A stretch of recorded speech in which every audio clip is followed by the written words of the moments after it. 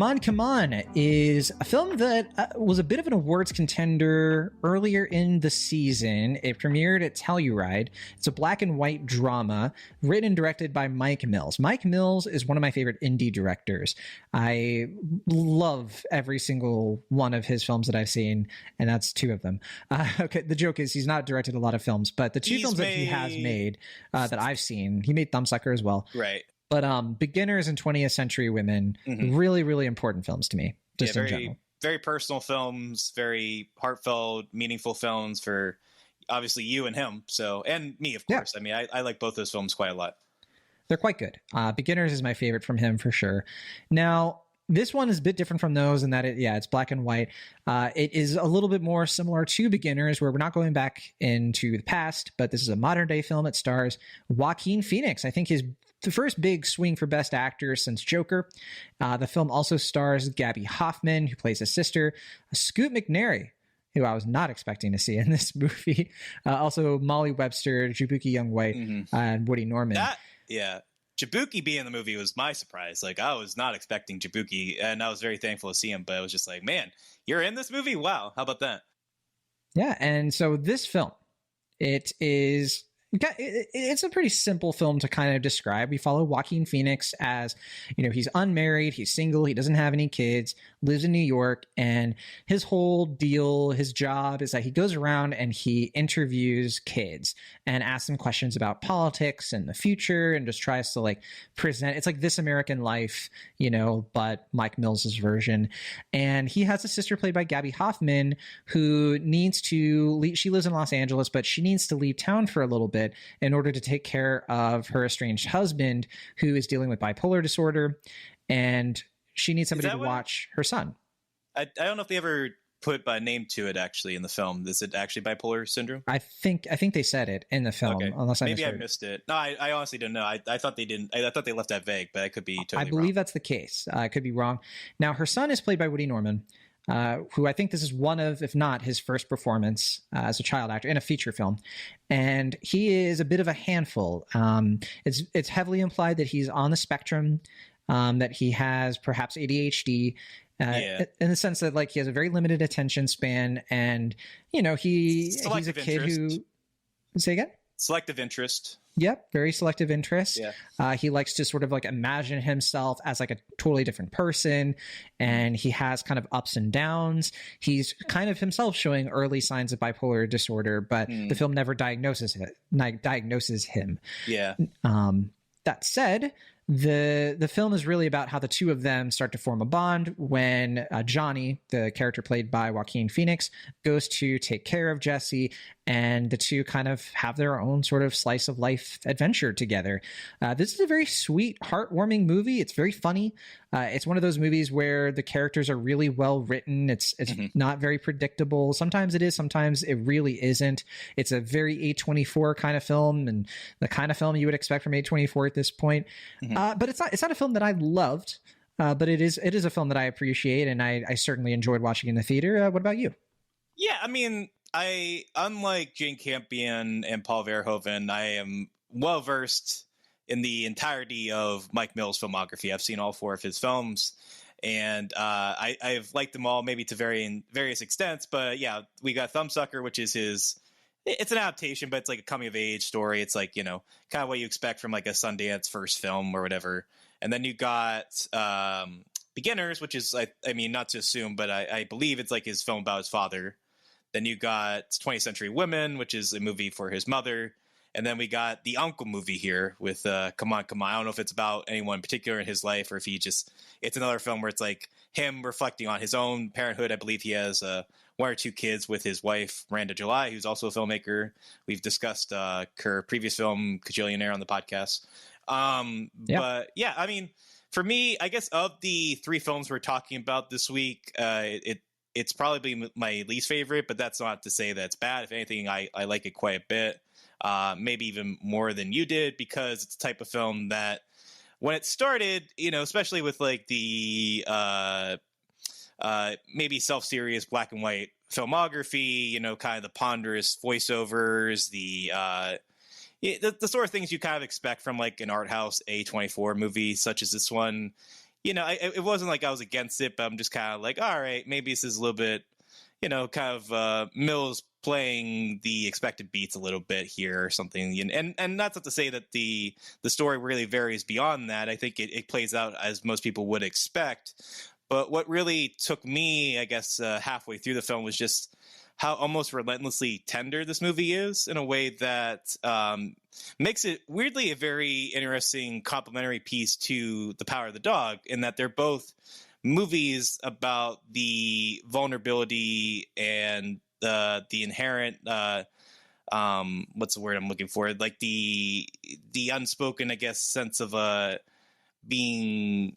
I don't know where I'm going with this thought, but basically what I'm trying to say is that both movies look at masculinity in this very nuanced, patient, and reflective way, in a way that I think as a medium, we're starting to open up a little bit more. Obviously, other movies have looked at masculinity in similar ways, but I think now as a society, we're more open to this idea that masculinity can be a little bit more fluid. It can be a little bit less rigid, as far as like men have certain expectations in their lives and society. And this movie, it has characters who are obviously a little bit more shaded gray, not to bake upon the fact that the movie is black and white, but like, both Woody and Joaquin Phoenix's character, like they're not bad people by any respect, but they have their own complexities. They have their own faults in a way that they're not unaware of, or at least Joaquin Phoenix's character isn't unaware of, but they're trying really hard, and they're putting their heart in the line in a way that feels very believable and sincere. And I was really taken by how lovely this movie is as a result. Like the fact that Mike Mills is able to talk about these fairly complicated ideas in a somewhat similar and familiar story, but in a way that feels very rich and nuanced and reflective. And I think it's not a movie I'm going to be thinking about as much as Beginners or 20th Century Women, but as I have reflected on it, I've grown to appreciate it more, similar to Power of the Dog in that respect. I think the word for this movie that comes to mind for me is empathetic. Like that really is like the beating heart of this thing. Is it's about connecting with people and being able to understand others and feel their emotions. And Sure. In regards to what you were saying about, I mean, first of all, I want to say that I don't think this is about an uncle that Mike Mills have. I think he considers himself the uncle. I think he sees himself as the Joaquin Phoenix character in the same way he sees himself as Ewan McGregor in Beginners. And I think that's partly why this movie hit me necessarily, because when I'm watching this movie, I'm thinking like, I have 9 nieces and nephews. I have a lot. I've been an uncle since I was 13. Oh, wow. And, like I love them more than I can describe. Like, I love my nieces and nephews. I don't get to see them very often. And when I do, though, there's nothing like being an uncle. Like, there's no other experience I've had that comes close to it. I don't have any kids. I have no idea how they're going to contrast and how they're going to compare, anything like that. But I do know that it's a very special bond that we get in movies, but we don't get super often in movies to this like level of care and affection. And especially with this kind of subject matter, I think to what you're saying, I do agree that this is about a different kind of masculinity. And I think that I'm always trying to find in movies like, ways for my fellow guys, my boys, to watch movies that are really good examples of really positive masculinity. I think one of the core things about masculinity that resonates with men is strength, having strength. I think the toxic form of that is strength through oppressing other people and putting yourself before others. But this movie shows a version of masculinity that is, like you're saying, it's tender, it's emotional strength.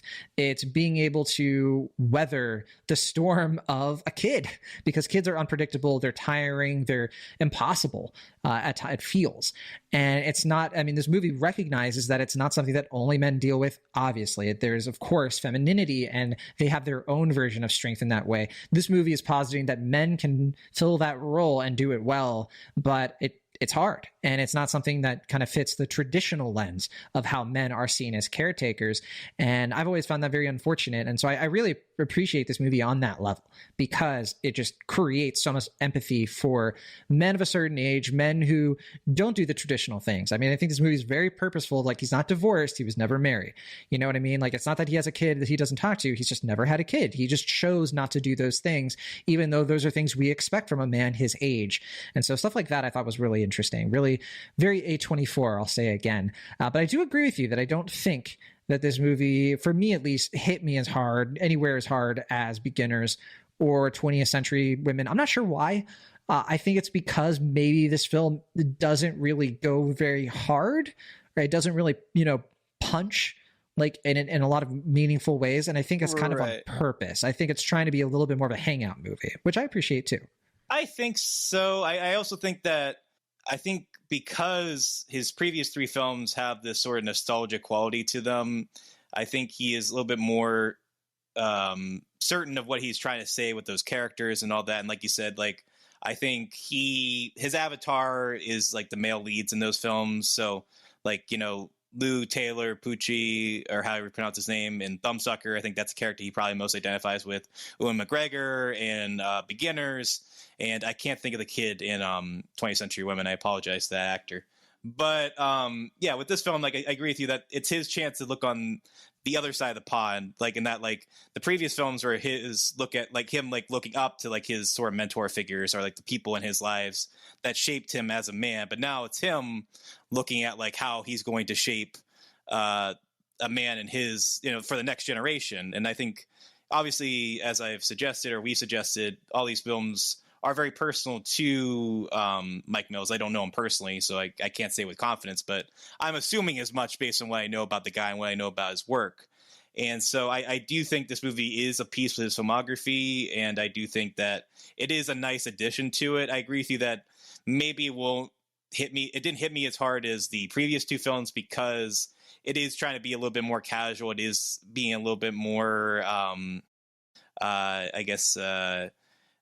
yearning, or like these characters are trying to like kind of figure, the characters themselves are still figuring things out, because maybe Mike Mills himself is still trying to figure things out this phase of his life. So maybe it is a little bit deliberately incomplete in that respect.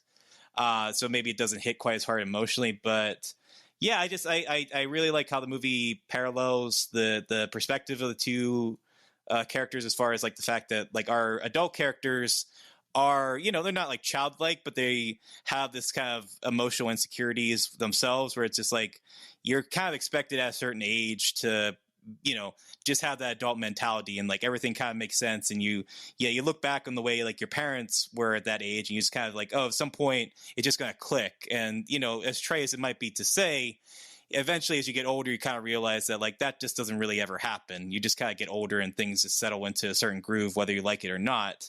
And I like this movie, like you're saying, like Woody Norman's character, he speaks like more, I guess, like an adult. He doesn't speak like a normal kid.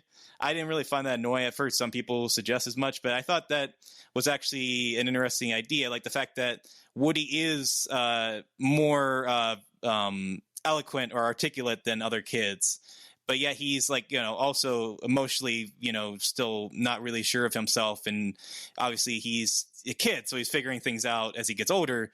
But yeah, like at the same time, that mirrors how, we have like these long stretches of film where Joaquin Phoenix's character quotes various texts, like the way that like what he's feeling, he's referring to all these texts, like this is how I'm supposed to be feeling in the moment. This is how I'm supposed to be feeling about the situation. But at the same time, like there's no real certainty in that. Like it's like, this is how I think I'm supposed to be feeling about these things. This is how I'm supposed to be expected to feel about these things. But at the same time, his character is obviously still adrift, and he's still figuring things out.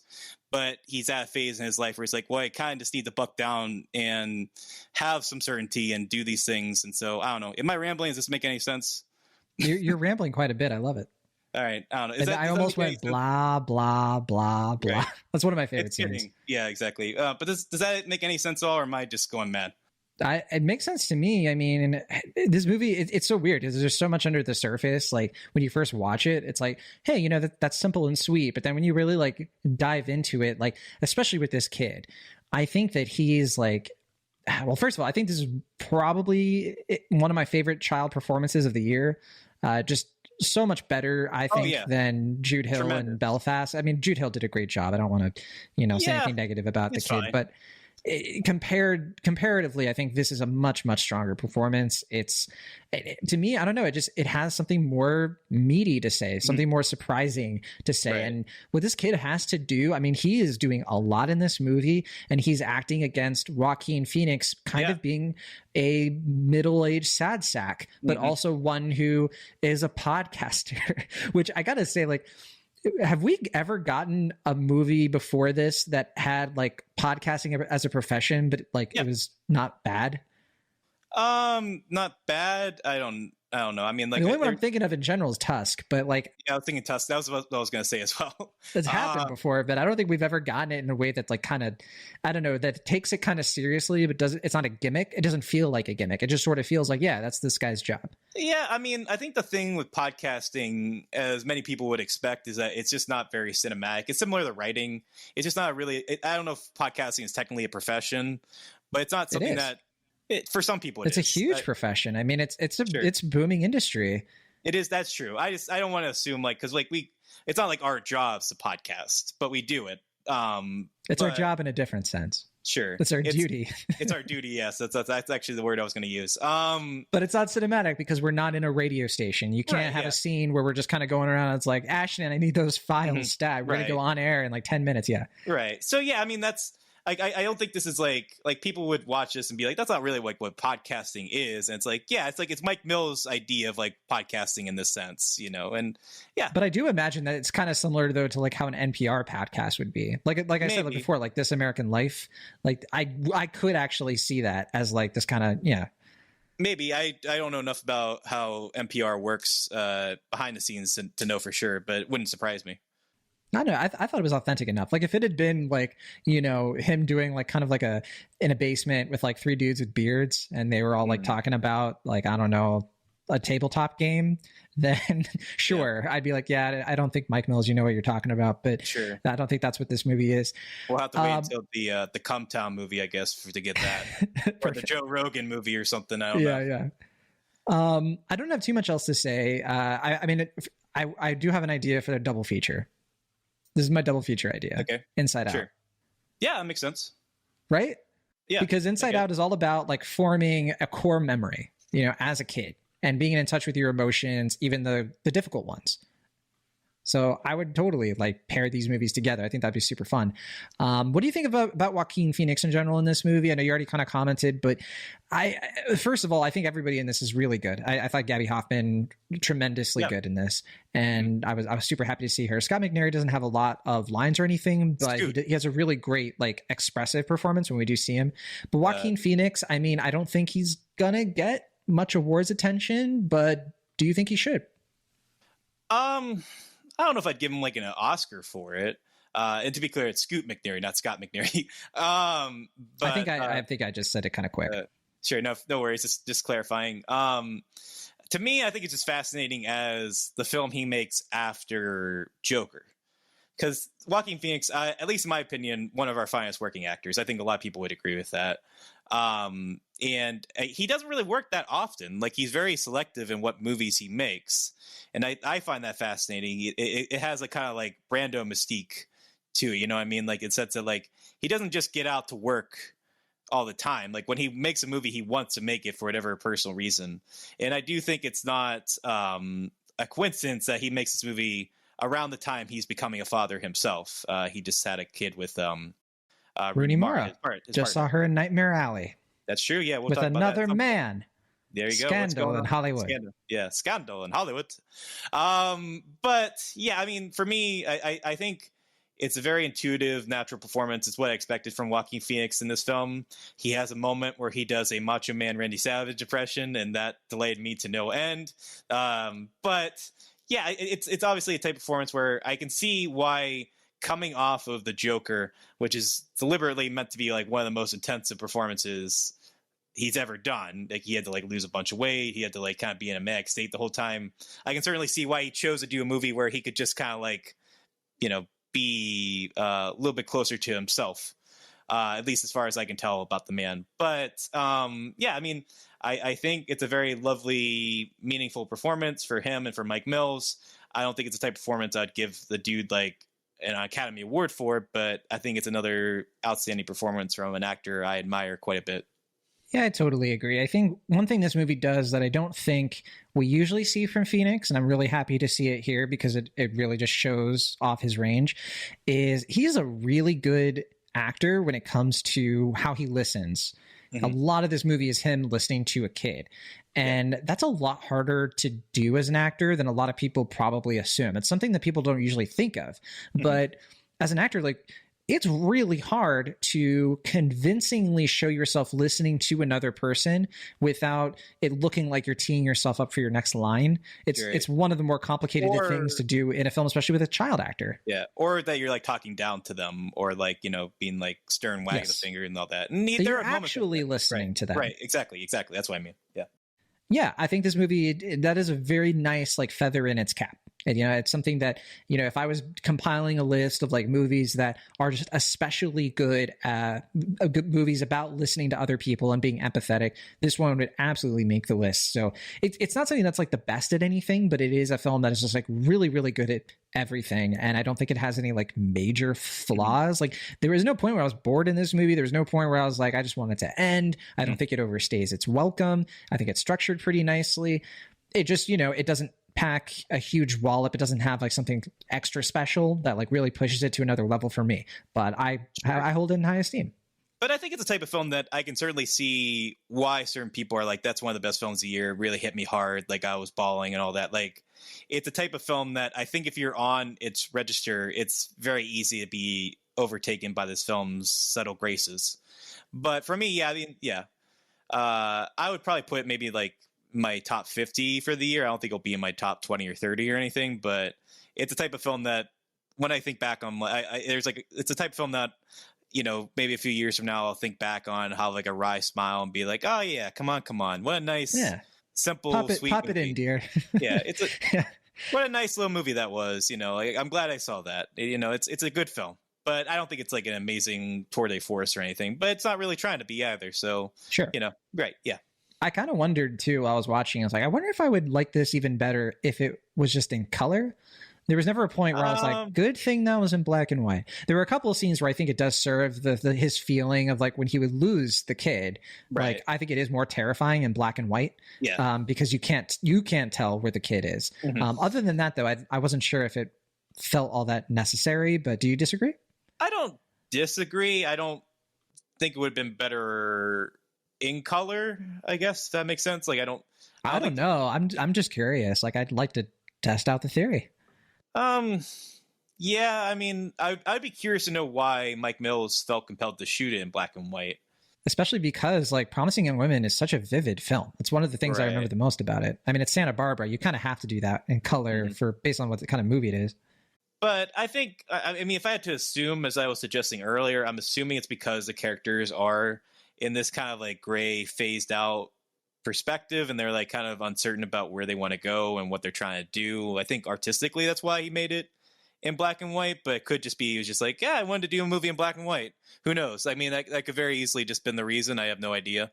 But yeah, I don't have a firm opinion on whether it's better or worse in black and white. I was fine with the black and white photography, though. I thought it looked nice. All right, well, let's play our game. Rotten Tomatoes time. What do you think the critical Rotten Tomatoes score is right now out of 139 reviews for Come On, Come On? My gut says 84%. 96%. Wow, really? That's much I would not have guessed it that high. Yeah. I would have guessed somewhere like 90, 91 at the highest. I might have gone even lower to the 80s like you. What do you think about the audience score? Yeah, I mean, I guess it makes sense. It's like this is the type of film that I can see a lot of people being like, oh, that sucked. Like, you know, like it's a hard movie to get mad at. That's what I was thinking. I was like, yeah, I feel like most people will like it. Some people just might find it slight. But the audience score, we have 100 plus ratings. So not a lot, but probably enough to build an opinion on. What do you think?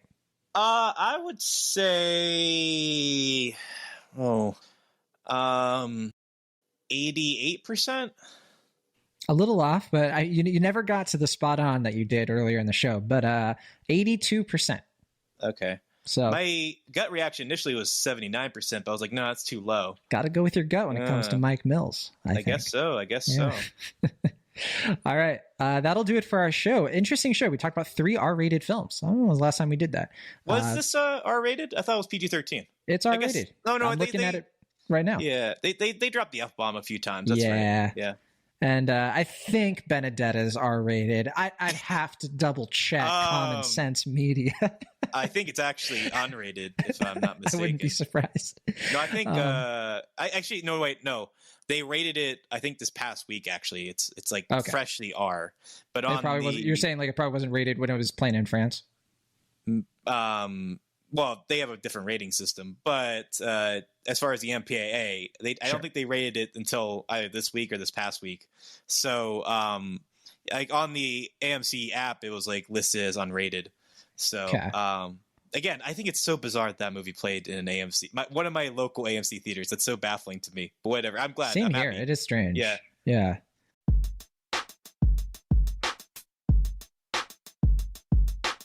Thank you so much for listening to our show. Be sure to subscribe to Cinemaholics on your favorite podcast app of choice or find us on YouTube. See you all next time.